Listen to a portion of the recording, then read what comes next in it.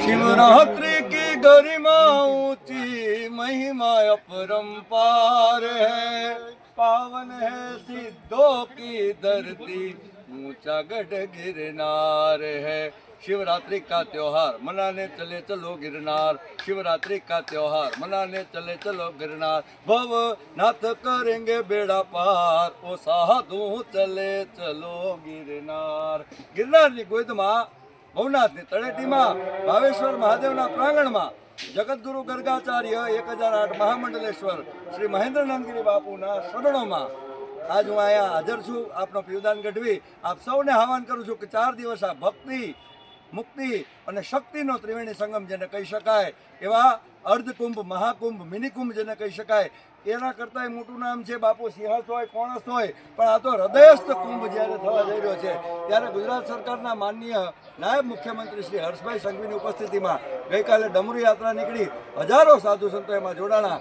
અને એથી મોટી વિશેષ વાત કે ટૂંક સમયમાં 2-3 દિવસમાં અહીંયાથી એટલા બધા સંતો દીક્ષિત થવાના છે, બાપુના આશ્રયમાં સ્થાન લેવાના છે. ત્યારે આપ સૌ પધારજો એ અભ્યર્થના સાથે આપનો પીવદાન ગઢવી. નમો નારાયણ, હર હર મહાદેવ. ઓમ નમો નારાયણ. હું છું મહંત શ્રી 108 સુખાનંદગીરી મહારાજ, સદગુરુદેવ જગતગુરુ શ્રી ગર્ગાચાર્ય પીઠાધીશ્વર મહેન્દ્રાનંદગીરીજી મહારાજ. આપણે સૌ હાલ ગિરનારની ગોદમાં પરમ પૂજ્ય જગતગુરુ શ્રી મહેન્દ્રાનંદગીરીજી મહારાજના સાનિધ્યમાં બેઠા છીએ. આપણે સૌ હાલ ગઈકાલે ખૂબ મોટી સંખ્યામાં ડમરૂ યાત્રાનો આપણે શુભારંભ કર્યો અને મહાશિવરાત્રી જો પર્વ જે છે, જે હાલ સરકારશ્રીએ સદગુરુ મહારાજ એમણે સંતો મહાપુરુષોએ બધાએ થઈને મિનિકુંભ તરીકે જાહેર કર્યો છે. જે હાલ એમાં ગઈકાલે ખૂબ મોટા પ્રમાણમાં સંતો ભક્તો એ ડમરૂ યાત્રામાં જોડાયા હતા. આપણા માનનીય અને પનોતા પુત્ર એવા શ્રી હર્ષભાઈ સંઘવીજી પોતે ડમરૂ યાત્રામાં જોડાયા હતા. જગતગુરુ મહેન્દ્રાનંદગીરી મહારાજ અને અન્ય સંતો સાથે મળીને અમે સૌ ડમરૂ યાત્રાની અંદર ખૂબ સરસ મજાનું સામૂહિક આરતીનું પણ એક ભવ્ય આયોજન કર્યું. એની અંદર આ જે ગિરનાર છે એમાં ભજન, ભોજન અને દર્શનનો ખૂબ ત્રિવેણી સંગમ રચાવા જઈ રહ્યો છે. તો સંતો મહાપુરુષો અને ભાવિક ભક્તો આપ સર્વને પરમ પૂજ્ય જગતગુરુ શ્રી મહેન્દ્રાનંદગીરીજી મહારાજનું ભાવભર્યું આપ સર્વને આમંત્રણ છે. આપ પધારો અને આ મહાકુંભમાં ડૂબકી લો અને પોતાના જીવનને ધન્ય બનાવો.